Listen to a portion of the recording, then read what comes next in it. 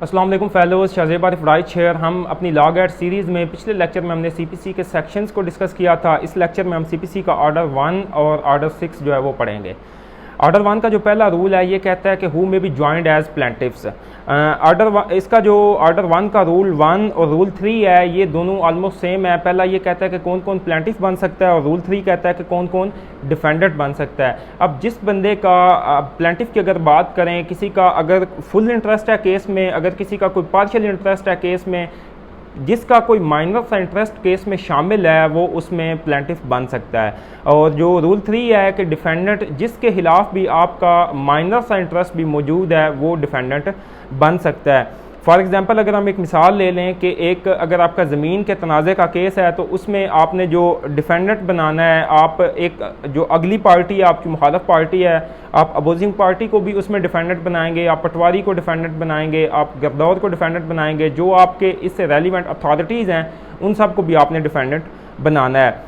और इसी तरह जिन जिन लोगों का राइट एग्रीव हुआ है वो सारे लोग जो हैं वो प्लेंटिफ बन सकते हैं। अब बीच में जो रूल 2 था हमारा कि अब जब आप एक से ज़्यादा प्लेंटिफ्स हैं तो कोर्ट चाहे तो वो सेपरेट ट्रायल्स के लिए भी ऑर्डर कर सकता है, कोर्ट चाहे तो जो एक जॉइंट ट्रायल है उसी में सारी चीज़ें डील कर सकता है। सेपरेट ट्रायल में ये हो सकता है कि अगर कोई बंदा कोर्ट में जो है ना ट्रायल में डिले की वजह बन रहा है, कोई मसाइल आ रहे हैं तो कोर्ट जो है उसका सेपरेट ट्रायल करवा सकता है। अब ये कोर्ट के एंड पे कोर्ट चाहे या ना चाहे। उसके बाद जो हमारा सेक्शन 4 है, रूल 4 है, रूल 4 ये कहता है कोर्ट में गिव जजमेंट फॉर और अगेंस्ट वन और मोर ऑफ जॉइंट पार्टीज़। अब एक केस में जितने फरीक हैं, कोर्ट चाहे तो सबके खिलाफ एक सिंगल जजमेंट दे सकता है, कोर्ट चाहे तो सिर्फ एक पार्टी के खिलाफ जजमेंट दे सकता है, और कोर्ट चाहे तो एक से ज़्यादा पार्टीज़ के खिलाफ भी जजमेंट दे सकता है। अब ये भी कोर्ट की डिस्क्रिशन है कि जिसको कोर्ट समझता है कि जिसका इसमें कसूर है, जो रॉन्ग करने वाला है दूसरी पार्टी के साथ, कोर्ट उसको जो है वो पनिश कर सकता है, उसके खिलाफ जजमेंट दे सकता है। उसके बाद इसका जो रूल 5 है, रूल 5 कहता है कि defendant need not to be interested in all the relief claimed, कि जितना रिलीफ क्लेम किया गया है ज़रूरी नहीं है कि जो डिफेंडेंट है वो उस सारे में इंटरेस्टेड हो। जिस बंदे का माइनर सा लिंक है केस से, आप उस बंदे को भी पार्टी बना सकते हैं। जैसे हमने ऊपर डिफेंडेंट और प्लेंटिफ में बात की कि जिसका माइनर सा भी इंटरेस्ट शामिल है उसको आप डिफेंडेंट भी बना सकते हैं, और जो रिलीफ क्लेम कर रहा है उसका भी अगर माइनर सा इंटरेस्ट है तो उसको भी बनाया जा सकता है। उसके बाद आगे रूल 6 कहता है jointer of parties liable on the same contract. अगर मल्टीपल पार्टीज़ के दरमियान एक सेम कॉन्ट्रैक्ट मौजूद है तो आप उस सेम कॉन्ट्रैक्ट की बेस पे उन सारी पार्टीज़ को ज्वाइन करके डिफेंडेंट बना सकते हैं, या वो सारी पार्टीज़ जॉइंटली जो है वो प्लेंटिफ बन सकती हैं। तो ये जॉइंटर ऑफ पार्टीज से मुतल्लक है। उसके बाद आगे जो रूल 7 है इसका, where the plaintiff is doubt from whom redress is to be sought, है कि जब आपको ये क्लियर ही नहीं है कि आपका डिफेंडेंट कौन है, आपने किसको पार्टी बनाना है, तो जो आपके जेहन में आते हैं, जो आपको लगता है कि ये बंदा मेरे राइट के साथ अटैच्ड है, ये मेरे राइट को इन्फ्रिंज करने में शामिल है ये बंदा, तो आप उन तमाम लोगों को पार्टीज़ बना सकते हैं। अब आगे कोर्ट का काम है, कोर्ट डिसाइड कर लेगा कि आपकी प्रॉपर पार्टी कौन है और इम्प्रॉपर पार्टी कौन है। उसके बाद आगे रूल 8 है, वन पर्सन मे सू और defend on behalf of all in the same interest. जब सेम इंटरेस्ट का केस है तो एक ही बंदा सब लोगों के बिहाफ पे सबको डिफेंड भी कर सकता है। लाइक आप इस तरह कह सकते हैं कि प्लेंटिफ की साइड से भी एक ही बंदा, जब मल्टीपल प्लेंटिफ्स हैं, फॉर एग्जांपल अब नॉन नुफ्का का केस है, अब बीवी ने वो केस फाइल किया है, उसमें बच्चे भी शामिल होंगे, बेटे हैं बेटियां हैं जो हैं वो सारे शामिल होंगे, उसमें बीवी भी शामिल होगी, हस्बैंड के खिलाफ किया है। तो अब जो नाबालिग बच्चे हैं जो अदालत में खुद अपीयर नहीं हो सकते तो वालदा उनकी जगह अपीयर हो सकती है। सेम यही केस डिफेंडेंट के साथ है। अगर एक से ज़्यादा डिफेंडेंट्स हैं तो एक डिफेंडेंट जो है वो सबके जो है ना वो पेश सबकी जगह पे हो सकता है सेम इंटरेस्ट को डिफेंड करने के लिए। उसके बाद आगे इसका रूल नंबर 9 जो है ये मिस जॉइंटर और नॉन जॉइंटर के मुतल्लक है। मिस जॉइंटर ये होता है कि एक बंदा जो प्रॉपर पार्टी नहीं थी, आपने उसको पार्टी बना दिया, वो जाके कोर्ट में एप्लीकेशन देगा अंडर जो है रूल 9 कि मैं तो प्रॉपर पार्टी नहीं हूँ, मुझे मिस जॉइंट किया गया, मुझे गलती से जॉइंट यहाँ पे किया गया है, तो अदालत उसे निकाल सकती है। और नॉन जॉइंटर ये है कि एक जो प्रॉपर पार्टी सूट में बनती है, अगर उसे पार्टी नहीं बनाया गया तो वो भी जाके कोर्ट में एप्लीकेशन दे सकते हैं, बजाय इसके कि वो पूरा नया सूट फाइल करें, वो भी एप्लीकेशन दे सकते हैं कि मैं भी इस सूट में एक प्रॉपर पार्टी हूँ, जबकि मुझे शामिल नहीं किया गया तो मुझे भी आप इस सूट में इंक्लूड करें। और कोर्ट के एंड पे कोर्ट जब अगर कोर्ट उसे मुनासिब समझता है, कोर्ट को लगता है वो प्रॉपर पार्टी है, तो कोर्ट उसे भी केस में इंक्लूड कर सकता है। उसके बाद आगे जो इसका रूल नंबर 10 है, suit in name of the wrong plaintiff. अब अगर प्लेंटिफ का नाम गलत है सूट के अंदर तो कोर्ट चाहे तो वो जो प्लेंट है उसे स्ट्राइक आउट भी कर सकता है, और कोर्ट चाहे तो उसमें पार्टीज़ ऐड भी कर सकता है। और अगर डिफेंडेंट का नाम गलत है तो जो है वो उसे अमेंड भी किया जा सकता है। ये भी अब कोर्ट की डिस्क्रिशनरी पावर है कि कोर्ट अगर प्लेंट में कुछ गलती है तो कोर्ट आपको जो है उसमें अब पार्टीज़ के मामले में गलती है तो कोर्ट आपको वो पार्टीज़ अमेंड करने की परमिशन देती है, या कोर्ट जो है आपकी वो प्लेंट को स्ट्राइक आउट कर देती है। उसके बाद आगे इसका जो रूल नंबर 12 है, appearance of one of several plaintiffs और डिफेंडेंट फॉर अदर्स। ये बिल्कुल उसी तरह है जैसे मतलब एक प्लेंटिफ या एक डिफेंडेंट के बिहाफ पे सेम इंटरेस्ट के लिए एक ही बंदा पेश हो, वो वही चीज़ है कि एक ही डिफेंडेंट या एक ही प्लेंटिफ जो है वो सब के इंटरेस्ट के लिए पेश हो सकता है, कोई भी एक बंदा उसमें से हो सकता है। उसके बाद आगे रूल नंबर 13 है, objections as to non joinder और मिस जॉइंडर। अगर किसी बंदे को लगता है कि मुझे इसमें प्रॉपर पार्टी बनाना चाहिए था, प्रॉपर पार्टी नहीं बनाया, नॉन जॉइंडर का केस है, या मुझे गलती से ज्वाइन कर दिया गया, मिस जॉइंडर का केस है, तो वो भी जो है वो कोर्ट को एप्लीकेशन दे के इसमें से निकल सकता है। और as early as possible early stages पे ये मिस जॉइंडर या नॉन जॉइंडर की एप्लीकेशन जो है वो देनी पड़ती है। उसके बाद आगे हमारा आ जाता है ऑर्डर नंबर 6। ऑर्डर नंबर 6 जो है ये प्लीडिंग जनरली है, प्लीडिंग्स के मुतल्लिक है। अब इसका जो पहला रूल है ये प्लीडिंग के बारे में बताता है कि प्लीडिंग क्या है। प्लीडिंग जो है या तो ये प्लेंट होती है या फिर रिटन स्टेटमेंट होती है। प्लेंट क्या है? प्लेंट जो आप दावा फाइल करते हैं, सूट फाइल करते हैं किसी भी केस में, जो सूट आपका फाइल होता है उसे प्लेंट कहते हैं, जिसे दावा कहते हैं। और जो अगली पार्टी आपके दावा का जवाब दावा देगी, जो वो जवाब दाखिल करती है अदालत में, उसे रिटन स्टेटमेंट कहते हैं। ये ऑर्डर 1 है। उसके बाद इसका ऑर्डर 2 कहता है कि जो प्लीडिंग आप करेंगे, आप चाहे प्लेंट फाइल कर रहे हैं, चाहे आप रिटन स्टेटमेंट फाइल कर रहे हैं, आपने उसके अंदर मटेरियल फैक्ट्स को स्टेट करना है, आपने उसमें एविडेंस नहीं देना। एविडेंस बाद में शातें रिकॉर्ड होंगी, एविडेंस बाद की स्टेज होती है। यहाँ पे आपने जितने मटेरियल फैक्ट्स आपके पास अवेलेबल हैं वो सारे मटेरियल फैक्ट्स जो हैं आपने स्टेट करने हैं।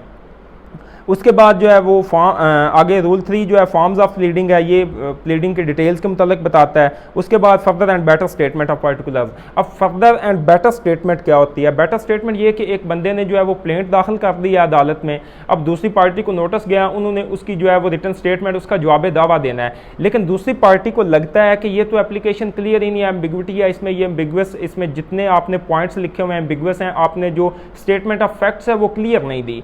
तो दूसरी पार्टी कोर्ट से रिक्वेस्ट कर सकती है कि पहली पार्टी को, जो प्लेंटिफ है, डिफेंडेंट कोर्ट से रिक्वेस्ट करेगा कि प्लेंटिफ को कहें कि एक बेटर स्टेटमेंट जमा करवाए जिसमें जो कॉज ऑफ एक्शन है, जो मटेरियल फैक्ट्स हैं, उन्हें प्रॉपरली नरेट करे, ताकि उसका जो है एक प्रॉपर रिटन स्टेटमेंट, उसका एक प्रॉपर जवाब दावा फाइल किया जा सके। अब ये जो है ये कोर्ट फर्दर या बेटर स्टेटमेंट के लिए कह सकती है किसी भी पार्टी को। उसके बाद आगे जो हमारा रूल 8 है ये इंपॉर्टेंट है। इसमें रूल 8 जो है ये डिनाइल ऑफ कॉन्ट्रैक्ट के मुतल्लिक है कि जब कोई सूट फाइल हो गया और सूट में कॉन्ट्रैक्ट से रिलेटेड कुछ था, कोई कॉन्ट्रैक्ट की बात थी, और अगर आप डिनाई करते हैं तो आप कॉन्ट्रैक्ट की लीगैलिटी से डिनाई नहीं कर सकते। आप कॉन्ट्रैक्ट की लीगैलिटी को चैलेंज नहीं करेंगे, बल्कि आप कॉन्ट्रैक्ट के फैक्ट से डिनाई कर सकते हैं। आप जो हकाइक उसमें बयान किए गए हैं, हकाइक से आप डिनाई कर सकते हैं, लेकिन जो उसकी लीगैलिटी है आप उससे डिनाई नहीं कर सकते। ये डिनाइल ऑफ कॉन्ट्रैक्ट था। उसके बाद आगे इसमें हमारे पास आ जाता है सेक्शन नंबर 14। ये भी लॉग एक्ट के हवाले से इंपॉर्टेंट सेक्शन है, प्लीडिंग टू बी साइंड। अब इसमें यह कहता है कि जो भी प्लीडिंग प्लेंट है या रिटन स्टेटमेंट है, दावा या जवाब दावा, जो भी आपने प्लीडिंग है उसे आपने साइन करना है। ये साइन कौन बंदा करेगा? इसके ऊपर 2 लोगों के दस्तखत होते हैं। एक तो जो बंदा प्लेंट फाइल कर रहा है, प्लेंटिफ है, या और अगर रिटन स्टेटमेंट है तो जो डिफेंडेंट है उसके साइन होने चाहिए। और दोनों की सूरत में, प्लेंट और रिटन स्टेटमेंट दोनों की सूरत में, जो प्लीडर है, जो बंदा उनका वकील है, उसके भी सिग्नेचर इसके ऊपर होने चाहिए। उसके बाद अगली चीज़ होती है verification of pleadings. Her pleading जो अदालत में फ़ाइल की जाती है, हर सूट जो अदालत में फ़ाइल किया जाता है, चाहे वो प्लेंट है चाहे वो रिटन स्टेटमेंट है, वो वेरीफाइड होना चाहिए। वेरीफाई कौन करेगा? जो बंदा अदालत में सूट दाखिल कर रहा है वो उसके तमाम फैक्ट्स को नंबर वाइज एक्नॉलेज करेगा। ये इसमें एक तस्दीक वाली क्लॉज, वेरिफिकेशन क्लॉज, आप जब प्लेंट लिखते हैं या आप स्टेटमेंट रिटन स्टेटमेंट लिखते हैं, जवाब दावा, जो लोग प्रैक्टिस कर रहे हैं या अदालतों में जाते हैं, जिनका आना जाना है, उन्हें पता होगा कि उसमें एक तस्दीक की आप क्लॉज लिखते हैं, अगर आप उर्दू में लिखते हैं, या आप वेरिफिकेशन क्लॉज डालते हैं कि मैं ये सारी चीज़ें ऑन ऑथ डिक्लेयर करता हूँ कि ये सारे फैक्ट्स जो हैं ये मेरे मुताबिक ठीक हैं, और जो मैंने एड्रेसेस इसमें दिए हैं, जो मैंने अपने डिफेंडेंट बनाए हैं, ये सारे ठीक हैं। ये उसकी एक वेरिफिकेशन की जाती है। ये वो बंदा करेगा जो सूट फाइल कर रहा है। उसके बाद आगे जो है हमारे पास rule number 16 striking out pleading से मुतल्लिक है कि प्रोसीडिंग की किसी भी स्टेज पे अगर कोर्ट को ये लगता है कि ये प्लीडिंग अमेंडमेंट इसमें होनी चाहिए तो कोर्ट उसमें आपको अमेंड करने की इजाज़त दे सकता है। और अगर कोर्ट को लगता है कि ये प्लीडिंग जो है ये एक वेस्ट है, इसमें कोर्ट का टाइम ज़ाया हो रहा है, कोर्ट का कीमती टाइम कंज्यूम किया जा रहा है, दूसरी पार्टी को जानबूझ के जो है इसमें घसीटा जा रहा है, तो कोर्ट आपकी जो प्लीडिंग है उसे स्ट्राइक आउट कर सकता है। अगर कोई स्कैंडलस है, अननेसेसरी है, इस तरह ये भी अब कोर्ट ने डिसाइड करना है कि वो स्कैंडलस है या अननेसेसरी है, तो कोर्ट उसे स्ट्राइक आउट कर सकता है। उसके बाद आगे जो हमारे पास रूल नंबर 17 है, अमेंडमेंट ऑफ प्लीडिंग्स।